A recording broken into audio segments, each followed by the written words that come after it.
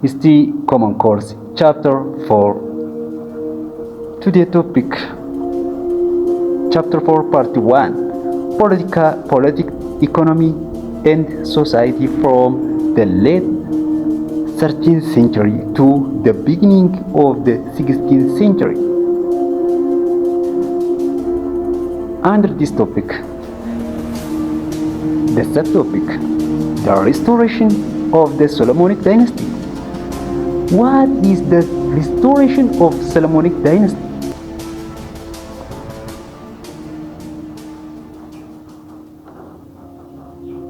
The ruler of the Solomonic dynasty claimed that they were descendants of the last king of Aksum, and hence they were legitimate to take over state power from the illegitimate ruler of the Zagwe dynasty. Maali restoration of Solomonic dynasty jechuun kun chaptera kana keessatti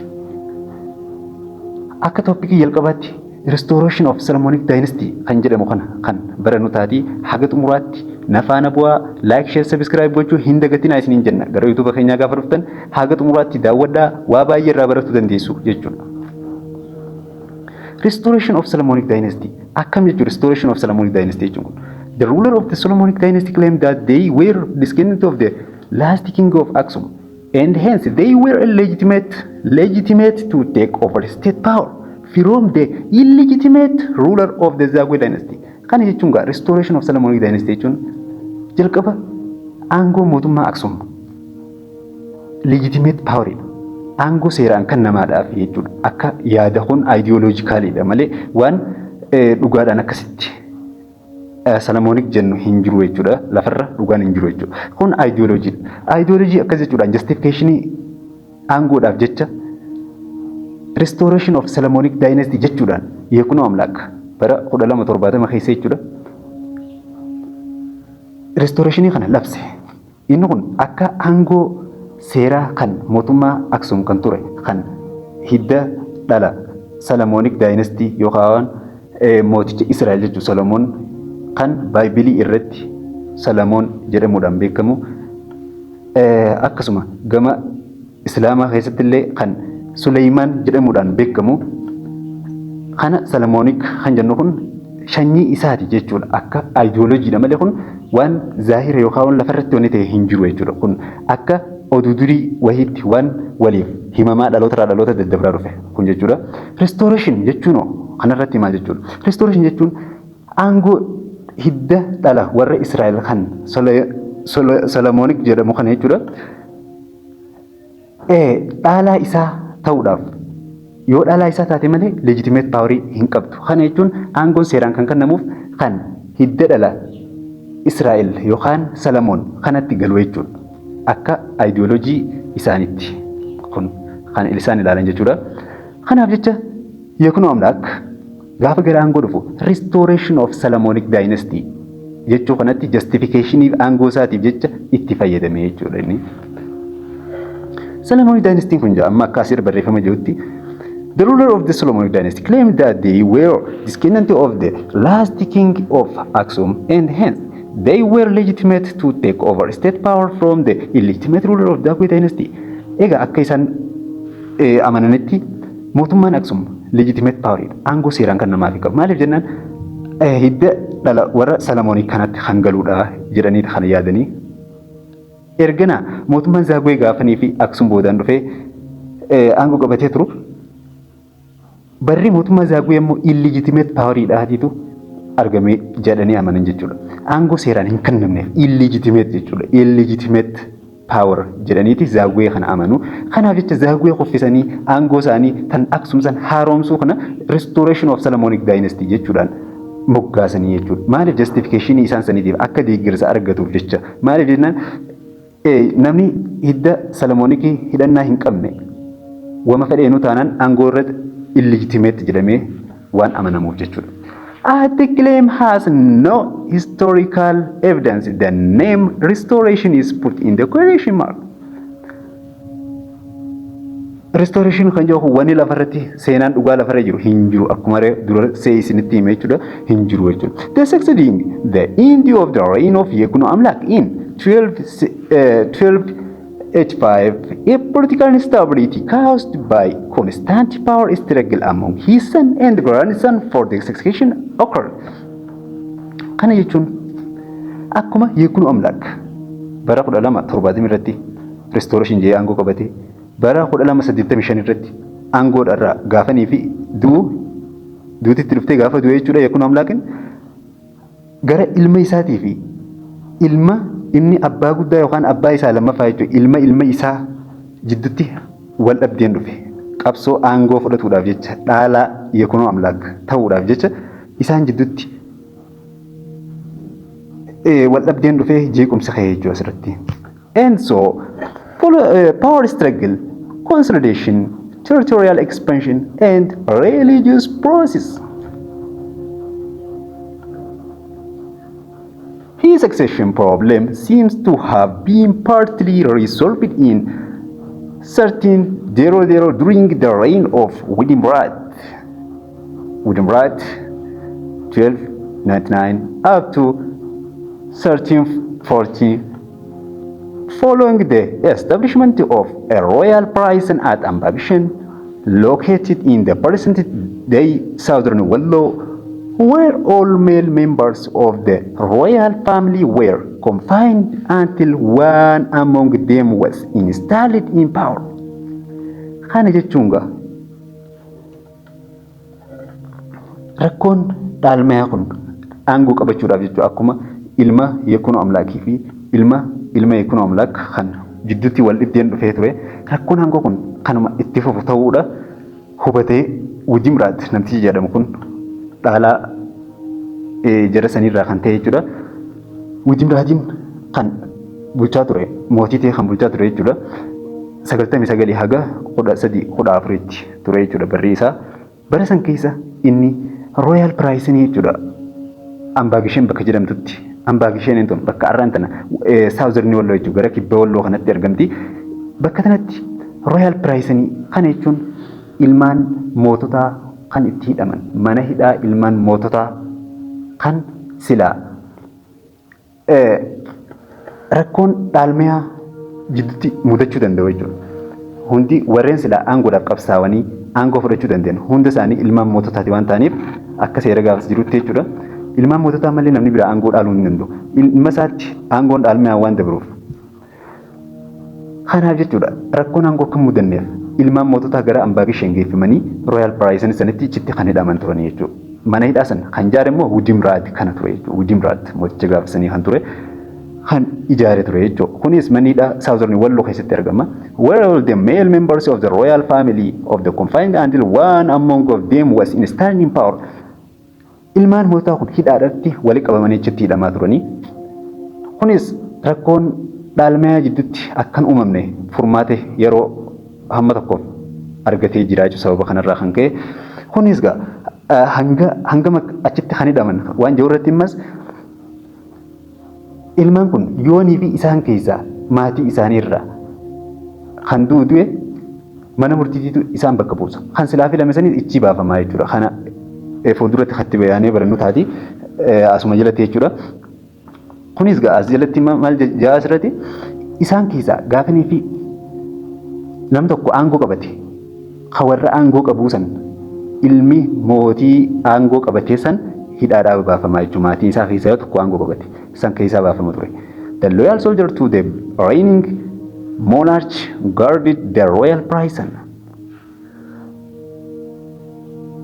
Loltoota amanamummaa guddaa qaban warreen akkaan amanamoo ta'an isaan san ichirratti akka eegdota gaardii bakka sanii godhanii kan royal prison san akka namni tokko hin baafamne akka wani takka ichirraa infoon takka hin deddeemne jechuudha kan godhaa turanii jechuudha achitti uggura hamaa jala kan tursiisan. When the monarch died, dignitaries would send an army to the royal prison to escort their designated successor and put him on the throne. Kana jechuun gaafa monarchii yookaan bulchaan mootichi san mootiin duraan aangoo qabatee ture irra jiru jechuudha gaafa du'e yeroo inni du'u mana murtiitiin kan filamu jechuudha bakka bu'aan isaa eenyu kadhaaluu qabu jechuudha laalamee gaafanii fi murteeffame loltoota yookaan humna eegdota ichiisan itti erguudhaan humna eegdota isaanii itti erguudhaan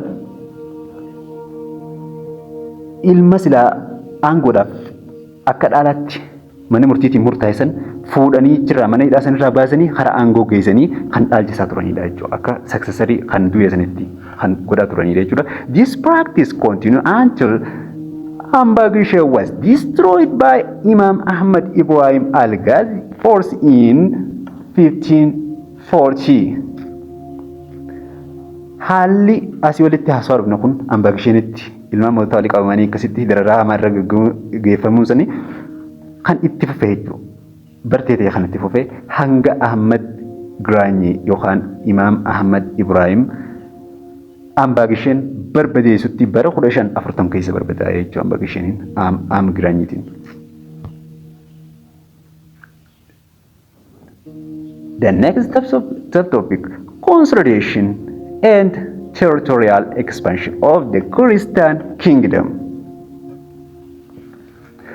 From 1270 until the establishment of the Gondar in 1636, the medieval monarchy had no permanent capital.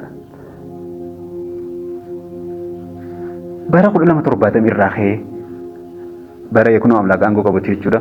Restoration of Solomonic dynasty bara itti gaggeeffame 1270 irraa ka'ee hanga magaalaan Gondar hundeeffamtutti bara 1636 hanga hundeeffamtutti mootummaan kiristaanaa gaafsan magaalaa dhaabbataa takka hin qabu ture jechuudha. Magaalaan dhaabbataan medieval Itoophiyaa keessatti Gondar qofa turte. Gondar qofa jechuudha yeroo san keessatti no permanent capital turte jechuudha. No fixed capital, no permanent capital. Initially, the center of the restored dynasty was in medieval Amara, today southern Wallo, around Lake Hyde. Jalqaba gaafa restorationin Solomonic dynasty ta'uusan jechuudha. Gaafa restorationin bara 1270 keessa ta'u centerri isaanii Amara, medieval Amara dha ture. Southern Wallo keessa jechuudha. Naannoo hara Hyde bira ture jechuudha. However, it gradually shifted southward to the district of the Menzi, Tegulet, Bulga, and finally to the region dominated by the great height of the year in Toto, Mangasha, Wajacha, Furi, and Sikwala Mountain. Achira Haudan, Gara Nano, Gara Kibba, Tikumatikan, and babalachaa dhufte jechuudha. Especially naannoo gaafa amdasiyoon keessa akkaan kan babalachaa turte jechuudha. Daangaa babal'isuudhaan kan amdasiyooniin haalaan beekamaa ture kan itti deemu taate jechuudha. Isa manzii keessatti achiin itti jijjiirame jechuudha. Manzii jijjiirame amma no permanent capital sanii asitti jechuudha. Xiyyeeffannaan gara manzii jijjiirame manziirraa teeguletitti teeguletirraa bulgatti hanga dhumarratti naannoo lafa olkaa yerar Intoto, Mangasha, Wajaja, Furi, and Zegwala Mountain kan jijjiiramaa dhufe jechuudha. Kanaafuu no permanent capital jennaan jechuudha. After coming to power, Yekunamlak embarked on the consolidating his authority throughout the empire. Eega Yekunamlak gara aangoo dhufee booda Yekunamlakin kan aangoo isaa jajjabeessuudhaaf empire isaa cimsuudhaaf kan itti eegale jechuudha. Aangoo isaa cimsuudhaatti tattaaffii kan eegalee fi in this regard he quickly subdued Ifat, the Muslim center adjacent to Shawa. Kanaaf inni battalumatti akkuma aangoo qabatee jechuudha. Ifat seentara muslimaa kan turte naannoo Shawaa cinaatti kan argamtu kontirool godhee yookaan ni kuffise yeroo san keessatti jilbiifachiise jechuudha. Ifat battalatti weeraree kuffise jechuudha. Yekunamlakin yet until the coming of the ambition. Kunis akkasumatti itti fufe gara gaafa ambition dhufullee itti fufee jechuudha. Bal'ifannaan kuni ambition keessattuu 13 irraa hanga 44 the center and the territorial limit of the Christian kingdom was mainly in present day Tigray, Lasta and medieval Amara and Shawa. Kana jechuunga hanga amdasiyooniin hin dhufinitti. Hanga amdasiyooniin gara aangoo hin dhufinitti. Mootummaan kiristaanaa naannoo Tigray fi Lasta medieval Amara fi naannoo Shawaa kana qofatti irratti aangoo kan qabu ture jechuudha. Hangas qofa malee achi boodatti gara kibbaa kana guutumaan guututti kan bal'ifachuu danda'a amdasiyooniin boodatti malee achiin dura aangoo irra caalaan isaanii naannoo Tigray qofa kan Amara waa xiqqoo fi hamma tokko Shawaa keessa jechuudha. Amdasiyoon was the first Solomonic king who embarked on a policy of wider and rapid territorial expansion. Amdasiyooniin Solomonic dynasty king mootota Solomonic dynasty dha yaamaman keessaa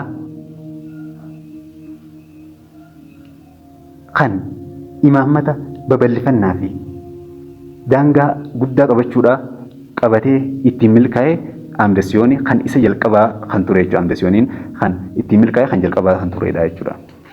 And so his main motives of expansion were economic and political, such as to control the trade routes and the size territories.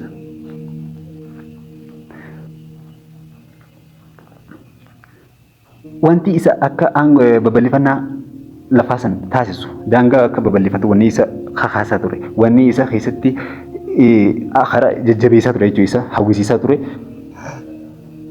Maal ture? Sababa ikonomii guddaa argatuu fi sababa qaraxa naannolee garagaraa naannolee akka daldalaa galaanaatii fi lafarraa illee funaannachuudhaaf jecha akkasuma poolitikaalii rakkoo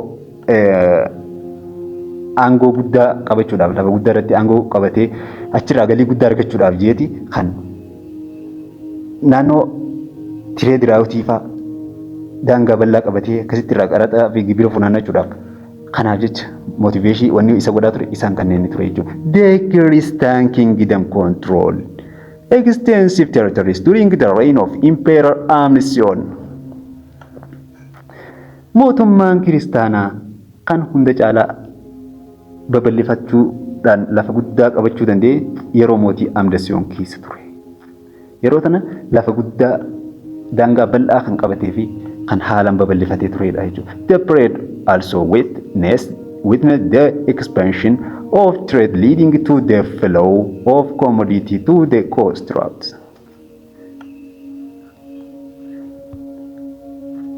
And so the evangelization religious movement and the religious reform of Dara Yaqub. What is evangelization? Evangelization. Christianity had a long history of expansion. Churches and their believers had been in existence long before expansion of the Christian kingdom in various parts of the Horn of Africa. Kiristaanummaan seenaa babal'ifannaa isii keessatti seenaa yeroo dheeraa kan qabduu fi kunis gaa chaarchiidhaa fi naannolee ijoo manneen amantaa kiristaanaa fi their believer had been in the existence long before the expansion yeroo dheeraan durattu kan babal'ifannaa godhaa turteedha jechuudha. The Christian kingdom in the various parts of the Horn of Africa mootummaa kiristaanaa tillee yeroo dheeraadhaan duratti kan babal'ifannaa kallattii garagaraatti godhaa turte jechuudha naannoo gaanfa Afrikaa kana keessatti. For instance, in Shawaa there were early Christian who maintained contact with their distant relatives in northern part of Ethiopia. Akka fakkeenyaatti Shawaa keessatti yeroo jalqaba kiristaanummaa Shawaa keessatti maal ture? Hariiroo isaan jidduu jiru yookaan firummaa isaanii jidduu kan gara amantiitiin cimsachaa turanidha jechuudha. Kana jechuun akka kiristaanaatti kan wal jabeessaa turanidha jechuudha. Northern Party of Ethiopia warra jiraatuu fi warra Shawaa keessa jiraatu kan egaa gara chaanaalii keenyaa gaafa dhuftan like, share, subscribe gochuu hin dagatinaa isiniin jenna. Viidiyoo haga xumuraatti ilaalaa waa baay'ee irraa barachuu dandeessu. Waa'ee Impeeriyal Daaraa Yaaqoob Religious Reform irraa eegalee chapter 4 haga xumuraatti nu hordofaa isiniin jaa. Mata duree kana jalatti viidiyoo kana keessatti kan dhumatu ta'a chapter 4 hordofaa share walii godhaa haga xumuraatti ilaalaa isin jenna. Emperor Dara Yacob 1434 up to 68 took several measures to stabilize and consolidate the Orthodox Church. Emperor Dara Yacob kun mootichi Dara Yacob bara aangoo isaa kana keessatti waan baay'ee kan godhe kana keessattis stabilize and consolidate Orthodox Church godhuu irratti kana jechuun haala naannoo bataskaana Church kana Orthodox kana irratti kan haala isaa tasgabbeessuu fi akkasuma aangoo isaa illee kan cimse jechuudha. The first he settled the conflict among the Ethiopian clergy in order to create an amicable churches the relationship. Jalqaba irratti inni hojjete Emperor Dara Yacob kun akkuma garaan godhaa dhufeen wal dhibdee achiin dura mootummaa fi amantaa jidduu jirtu kan furuu danda'e jechuudha. Rileeshinii isaanii kan haaromsee akka cimu godhe jechuudha. Amantii fi mootummaa walitti naqe. Emperor Dara Yacob san cimsuu irratti ga'ee tokkoffaa inni hojjete jechuudha. In this regard, he made peace with the house of Eustathius by reviving Sabbath. Sabbath in the Ethiopian church and Eustathian agreed to receive holy order from the Ethiopian prelate. As keessatti jira Emperor Dara Yacob kun karaa nagayaatiin wanta duraan hojjetamaa ture kan jidduutti gaappiin itti dhufee dhorkame jechuudha. House of Eustathiusin walii galuudhaan Sabbath jechuun sanbata kabajuu guyyaa sanbataa kana kabajuudhaaf akka uummanni gara chaarchii deemanii wanta silaa godhamuu qabu hojjetan rifoormii kana deebisee kan akka hojjetamu taasise jechuudha. Emperor Dara Yacob kun and the Eustathian agreed to receive holy order from the Ethiopian prelate. Waan itti godhame waan Eustathius irraa silaa godhamuu qabu akka hojjetan eeyyameef jechuudha. And further he argued the clergy to preach Christianity in remote area. Besides, he ordered the people to observe fasting on Wednesday and Friday and get further confession. Inni kun maal ajaje jechuudha Dara Yacob kun akka naannoo kiristaanummaan hin jirre naannolee qarqara naannoo kiristaanummaan itti dhaabbate jechuudha. Amantiilee biroo naannoo qaban kan naannoo kiristaanummaatti daangeessan uummata sanitti akka deemanii kiristaanummaa barsiisan ajaje jechuudha kileerjota. Emperor Dara Yacob kanaatiitu ajaje jechuudha. Besides, he ordered the people to observe fasting on the Wednesday and Friday. Warreen ajajoota kana yookaan warreen uummata dura deeman kana akka isaan sanbataa fi akka isaan jumaataa fi roobii soomanan kan taasise jechuudha. Sooma roobii fi jummataa akka soomanan taasise jechuudha kan ajaje. And lack of sufficient religious book was another problem. Kitaaba amantii gayaa dhabuun isaanii rakkoo guddaadha yeroo san keessatti. Lack of sufficient religious book was another problem. Kun jechuun hanqina kitaabaatiitu jira. Kitaaba amantii garagaraa argachuudhaaf hin argamu jechuudha. Thus the king encouraged the establishment of library in every church. Sanarraa kun hanqina argamu kanarraa ka'uudhaan mootichi Dara Yacob kun laabraarii bakka chaarchiin jiru hundatti laabraarii hundeessuu kan godhe rifoormii Dara Yacob keessa isa beekamaadha jechuudha. This was followed by the revival of religious literature. Kunis gaa sirna amantii ogbarruu amantii keessatti jiru kan deebisee cimsee hundeessee jechuudha. He himself wrote some books like Masafe Burhan, Masafe Melad, Masafe Sillaase, Masafe Teaqob Mystery jechuudha. Kitaabota kanneen kan barreesse jechuudha. Eenyu Emperor Dara Yacob mataan isaa jechuudha. Kitaabota asirratti lakkoofna kana kan barreessuu danda'e jechuudha. In addition, during his reign, some parts of Tamre Mariam were translated from Arabic to Ge'ez. Kitaaba Tamre Mariam jedhamu hamma tokko afaan Arabaatiin kan barraa'ee jiru gara afaan Ge'ezitti kan jijjiiruudhaan waan baay'ee hojjete jechuudha. Impeera Zaaraa Bokkuu. The second subtopic, political and socio-economic dynamic in Muslim Sultanate. Political and socio-economic dynamic in Muslim Sultanates. Politically fi hawaas dinagdee isaanii haala kan Muslim Sultanate kan keessatti. A number of strong sultanates had emerged since the 14th century. Trade was one of the major factors that resulted in the rise and development of those sultanates. Sultaanonni baay'een jaarraa kudha afuraffaa keessa kan hundaa'an tireediin daldalli jechuudha. Sababa hundeeffamuu sultaanota kanneenidha. Isa ijoodha jechuudha. The major factor of the rise and the development of the sultanate. Hundeeffamuu jalqabuu sultaanotaatii fi akkasuma guddina sultaanotaatiif illee kan sababa guddaa ta'u tireediidha jechuudha. Trade served not only as a major source of livelihood but also acted as a major agent that resulted in the formation of Muslim sultanates and remained major source of conflict between the Christian kingdom and the Muslim sultanate. Daldalli kun akka major source hundeeffamaa fi major source hundeeffamaa fi cimina isaanii qofa hin taane yeroo kanatti isaan kun daldalli akkuma ka'umsaa fi guddina sultaanotaatiif sababa ta'etti konfliktii jidduu mootummaa kiristaanaatiif islaamaatiif illee sababa guddaadha jechuudha. Konfliktiidhaaf sababni guddaan ikonomik kaawusiidha. Ikonomik kaawusiin sababa kan ta'uu fi danda'e tireedii kana jechuudha.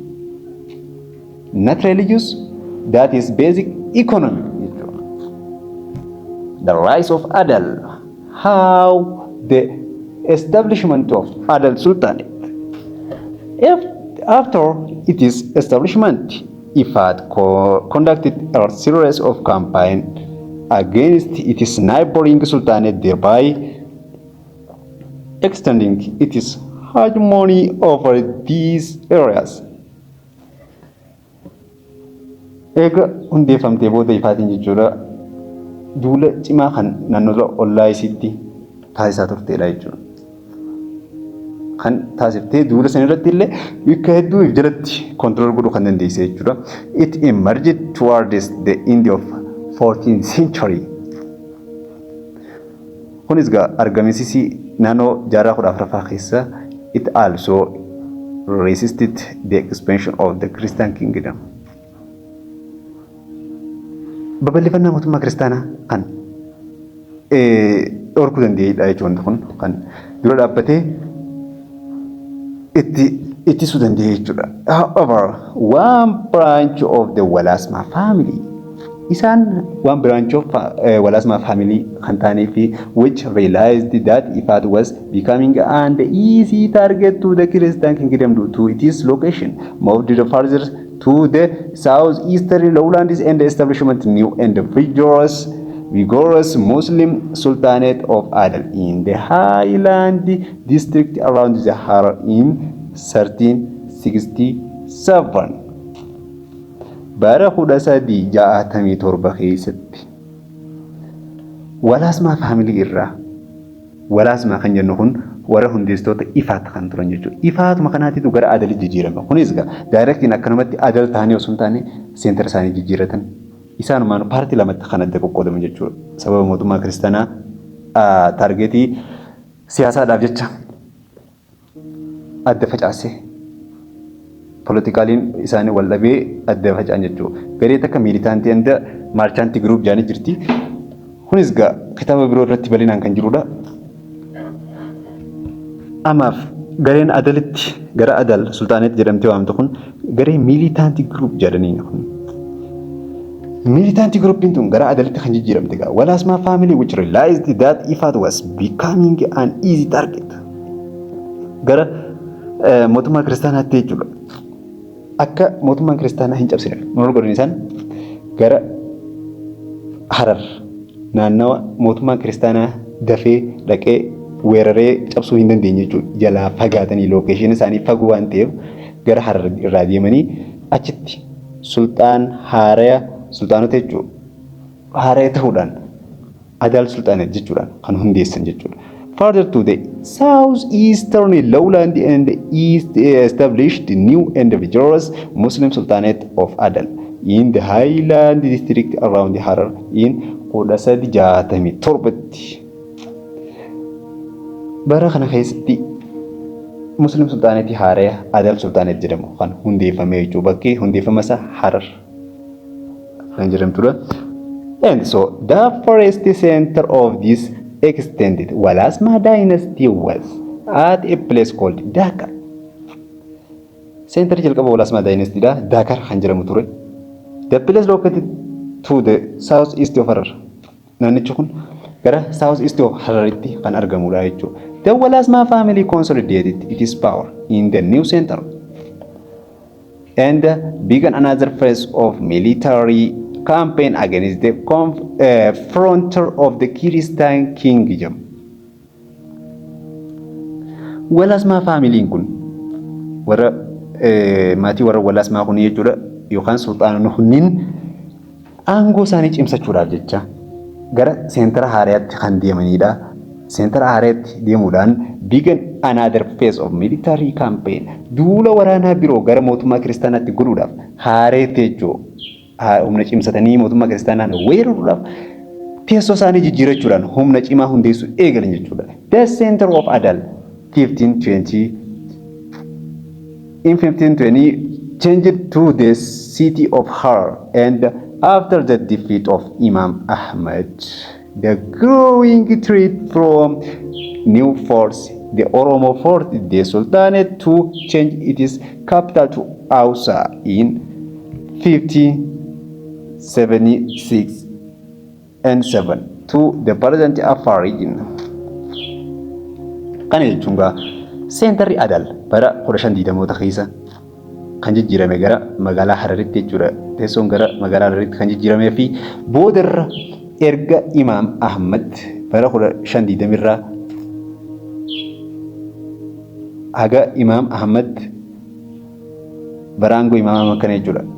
Guutuun guututti achitti keessatti cimaa ture jechuudha. Adal yeroo san keessatti the growing threat from the new eega Imam Ahmad kufeen booda 1543 boodatti jechuudha. Growing threat from the new force, the Oromo forced the Sultanate to change its capital to Ausa. Kana jechuun akkuma Imam Ahmad du'een humna Oromootillee gaafa san keessa akkaan humna cimaa kan turtee fi isaan mootummaan kiristaanaa fi sultaanonni Adal jidduu isaaniitti waraanni cimaa waan adeemsifamaa ture jechuudha. Humni isaan lamaanitu kan laaffatee ture yeroo san keessa jechuudha. Sababa kanaaf jecha Oromoon humni haaree lafaa ol ka'ee waan ta'eef humna owwaadhaan yookaan humna cimaadhaan kan dhaqee doorsisa eegale jechuudha. Sultaanota Adal kanarraa ka'uudhaan sultaanonni Adal seentara isaanii kan jijjiirratan gara Paarasanti naannoo Afaan Riijinii jedhamtu magaalaa Ausa tan jedhamtutti kan jijjiirratan jechuudha seentara isaanii. Trade and the expansion of Islam. Daldalaa fi bal'ifannaan Islaamaa akkamitti wanna kana kaawwal ilaaluta. Islam spread into the central and southwestern part of the Ethiopia region through Muslim merchants and preachers. Islam kan babal'achuu danda'e amantiin Islaamaa jechuudha gara centraalii fi southwestern part of Itoophiyaatti akkamitti gara centraalii fi southwest Itoophiyaatti kan babal'achuu danda'e. Islaamni kun jechuudha kan babal'achuu danda'e gara daldaltootaatii fi akkasuma daldalma kana keessatti amantii isaanii kan babal'isan jechuudha. Maaliif haala gaarii uummatatti argisiisuudhaan wantoota adda addaa amantii waan ibsu jechuudha. Afaaniinis ta'e hojiidhaan hojjetanii argisiisuudhaan uummata gara amantii kan waamaa turanidha jechuudha marchantonni. Trade served as a channel for the expansion of Islam in the Muslim. Kunga tireediin akka chaanaalaati akka miidiyaa tokkotti kan islaamummaa babal'isuu keessatti muslimni itti fayyadamee islaamummaadhaan babal'isaa turedha jechuudha. Sultanate while at the same time it formed the base of economy of those states. Sultanonni kunniin yeroo sanitti maal ta'an jechuudha? It formed the base of the economy of those states. Bu'uura diinagdee isaanii kan ture tireediidha ture jechuudha yeroo san keessatti. The most known Muslim sultanate during this period were Ifat and Adal. Ifat in 1285 up to 1450 and Adal 1415 up to 1577. Barreen kanneen jidduudha jechuudha. Muslim sultaanota keessaa babbeekamoon jajjabaan jechuudha isaan lamaantu ture jechuudha san keessa. The main trade outlet shifted to Deila and all the city state of Mogadishu, Brava and Merka were used as the ports for their hinterland. Kana jechuun gaa maaliif? Karaan hulaan daldalaa jechuudha. Kan gara Zeilaatti jijjiirame. Zeilaan ijoodha ture jechuudha. Isa beekamaa fi isa hedduu bakka ikonomii irraa argatamu kan turee fi yeroo san keessatti old city state Mogadishu jechuudha. Magaalaa guddoo Somaaliyaa kana Mogadishu kanatti fi Biraavaa akkasuma Markaan kuni akka hinterlandiitti akka bakka istiraatejii yookaan ikonomiidhaaf murteessaa ta'edha jechuudha. Akkasitti kana jechuun bakka ikonomii murteessaa ta'e qabsoodha qaba. Dorgommiin isiisan qabachuudhaaf itti kan adeemamu ture magaalota kanneen jechuudha yeroo san keessatti. Maaliif Zeilaa kontirool godhuudhaaf magaalaa san dura kontirool godhuu qaban. Kana ture jechuudha.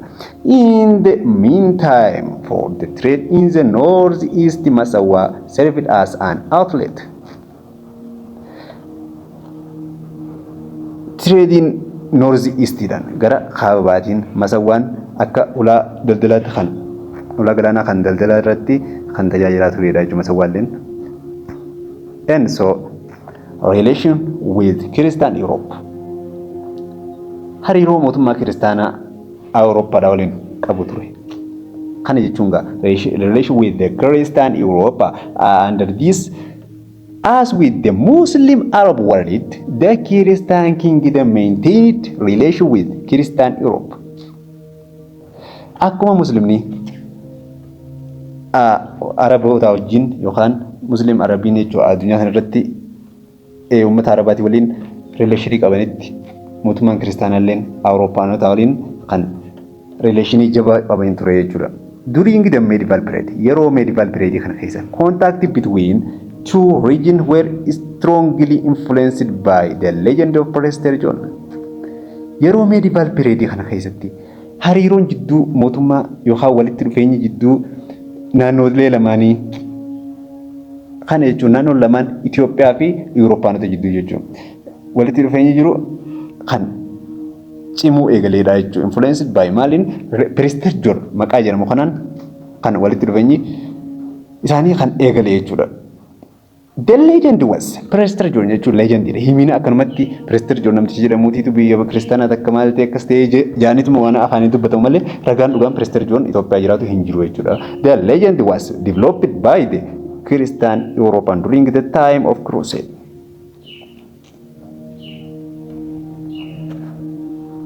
Legendiin yookaan oduun was developed by the Christian European during time of crusade. Kunis legendiin yookaan Prester John maqaa jedhamu kanaan jechuudha.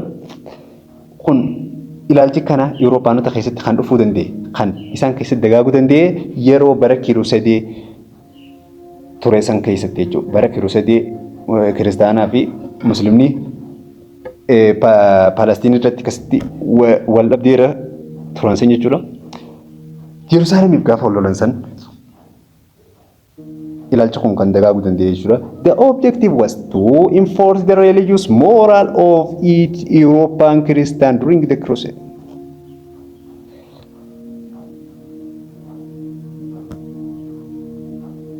A rivalry between the Christian kingdom and the Muslim Sultanate.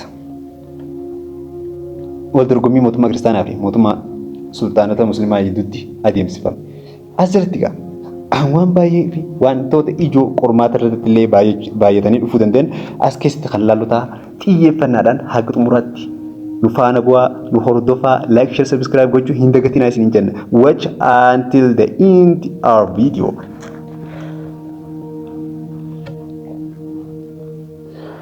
A number of strong sultanates had emerged since 14th century in Ethiopia.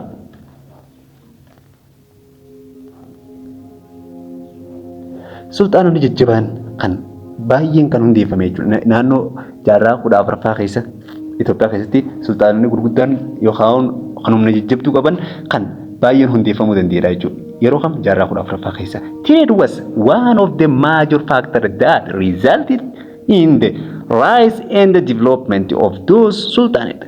Trading akka major factor yookaan sababa bu'uura hundeeffamuu sultaanota kanaatiif kan sababa bu'uura ta'u trade dha jechuudha. That resulted in the rise and the development of the sultanate. Akkaataa hundeeffama sultaanotaatii fi akkamitti akka sultaanonni kun eegalu trade irraa.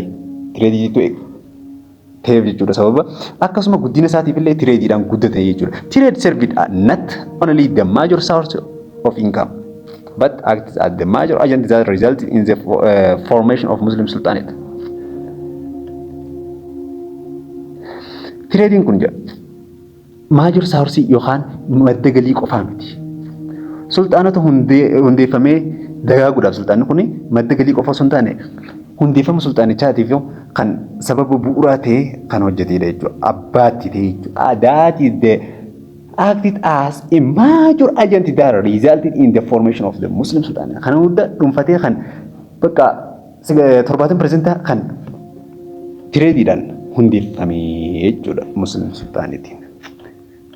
The Muslim and the Christian community have long lived together in Ethiopia.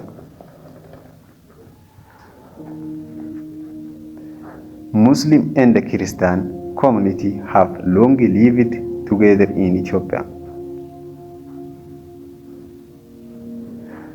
Muslim and Christian yeroo dheeraaf kan Itoophiyaa keessa kan jiraataa turanii fi however the Christian kingdom Muslim sultanates were involved into conflict for long period of time. Yeroo dheeraaf kan waliin jiraataa turan. Garuu haa ta'u malee mootummaa kiristaanaa fi mootummaa sultaanota musliimaa gidduutti wal dhabdeen yeroo dheeraaf akkasumatti kan wal dhibdee keessa waliin turan jechuudha. When did encounter between Christian kingdom and Muslim Sultanate start in Ethiopia? When did encounter between Christian kingdom and Muslim Sultanate start in Ethiopia? And the second question, what was the source of conflict between Christian kingdom and the Muslim Sultanate? What was the source of conflict between Christian kingdom and the Muslim Sultanate? Gaaffilee ijoollee jechuudha. Gaaffilee as keessatti deebii argatan kan haga xumuraatti gaafatan yoo hordoftan gaaffilee kanneen caalaa bal'istanii kan hubachuu dandeessan jechuudha. And there were two major causes. Causes sababoota gurguddaa lama jira. Behind the conflict between there were two major causes behind the conflict between Christian kingdom and the Muslim Sultanate. Background is sababoota gurguddaa lama jira.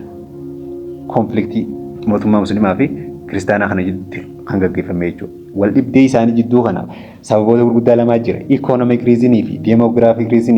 Economic reason kan ta'uu danda'e trade dha jechuudha. Trade kun karaa zeeyilaa kana qabatudha. In terms of economic reason, both Christian kingdom and Muslim Sultanate were competing to control of profitable bilateral route. Gara economic reason mootummaa jidduu mootummaa kiristaanaa fi islaamaa jidduutti yookaan muslim sultaanetii jidduutti wal dorgommiin zeeyilaa tireed raawwatii kana qabachuudhaaf isa kana qabatanii isarraa ikoonomii guddaa argachuudhaaf wal dorgommiin kan ture jechuudha. Sababa wal dhabdee kan ta'e tokkoffaa irratti ikoonomikiidha jechuudha. Isaan hoo wal dhabaniif amma qormaata gaafiin irra baay'een kan yoo itti yaadu baatte yookaan yoo critical thinking fayyadamtee gaaffii san hubachuu baatte yoo kan dhabuu dandeessu jechuudha. Maali wal dhabdeen sababa kan ta'e ikoonomikiidha moo religionidha? Not religion. At least 70% they conflict economic reason ila jechuudha. Zeila was the main outlet to the sea during the medieval period. Zeilaan akka hulaa ijoo yeroo medieval period keessatti hulaa daldalaa ijoodha turte jechuudha. Buufata ijoodha, buufata humna economy guddaa irraa argatan kan turte Zeilaadha yeroo medieval period keessatti walumaa galatti jechuudha. The ambition to control this trade route and the commodity that passed through the Zeila led to rivalry between Christian kingdom and the Muslim sultanate. Hawwiin isaanii yeroo san maal ture jechuudha. Karaa ulaa galaanaa ijoo kana qabachuudhaaf jecha trade route jabaa kana qabatanii economy guddaa irraa argatuudhaaf jecha wal dhabdee keessa galan. Karaa kanaan ulaa galaanaa Zeilaa kanaan wantoonni baay'een kan exportii fi importii illee ta'an jechuudha. Kana qaraxa gaafa irraa funaannatan qabeenya guddaadha ta'a. Kana argachuudhaaf kana kontrol godhee irraa funaannachuuf jecha isaan lamaanuu gidduu kiristaanaa fi musliimaa gidduutti kan wal dhabdee cimaa ta'e kan adeemsifamaa ture jechuudha. The second factor was demographic factor. Gara demographic means the pressure population jechuudha. Dhiibbaa uummata baay'ina uummataa irraa kan ka'e. The fast population grows. Uummanni baay'inaan ariitiin baay'inaan dabaluu jechuudha. Uummanni akkamitti baay'achuudhaan demographic factoriin sababa wal dhabdee ta'uu danda'a. The fast population growth forced the Muslim Sultanate to look for open space for settlement and in a pastoral land. Baay'inaan dabaluun lakkoofsa uummata warra Muslim Sultaanetii baay'inni uummataa ni dabalee jechuudha. Uummata sultaanota musliimaa kana keessatti sababa baay'inni uummataa dabaleef jecha isaan lafa gahaa lafa isaan maal jechuudha duraanumaa musliim lawlaandiidha. Lawlaandiin paastoraalistidha. Paastoraalist jechuun warreen horsiisee bulaadha. Horsiisee bulaan kun lafa dheedicha yookaan lafa loowwan isaanii kana irraa nyaata isaanii yookaan waan isaan nyaachisan irraa argatan kan barbaadan jechuudha. Paastoraalandii kan barbaadanidha. Paastoraalandii gahaa argachuudhaaf gara mootummaa kiristaanaa akka duulan sababa demographiidha jechuudha. With increased population and the overgrazing in the eastern part of Ethiopia between 13th and 16th century are notable factors. Baay'inni uummataa dabaluudhaan akkasuma loowwan isaaniillee ni dabala. Kana jechuun ikoonomiin isaanii duraanuu tiifatee bulaadha. Isaan kun gaafanii fi baay'inni uummataatti dabalu. Fedhiin isaan loowwan isaanii kan jala ni dabala jechuudha. Kunis fedhiin isaanii gara lafa dheedichaa haaraa barbaadachuu ni dabala jechuudha yeroo sanatti. The eastern part of Ethiopia keessatti overgrazing kana jechuun wanti loowwan isaanii kan nyaachisan dhabamuudhaan irra deddeebi'uudhaan kan hanqinni dheedichaa mudate jechuudha. Between 13th and 16th century are notable factor. Kunis sababa beekamaa kan ta'e jechuudha. Yeroo kanatti sababa beekamaa ture jechuudha. Accordingly, the most known Muslim sultanate during this period were Ifat 1285 up to 1415 and Adal 1415 up to 1577. After this establishment, Ifat conducted series of campaigns against the Naiporik Sultanate and the Christian kingdom, thereby extending its hegemony over this area.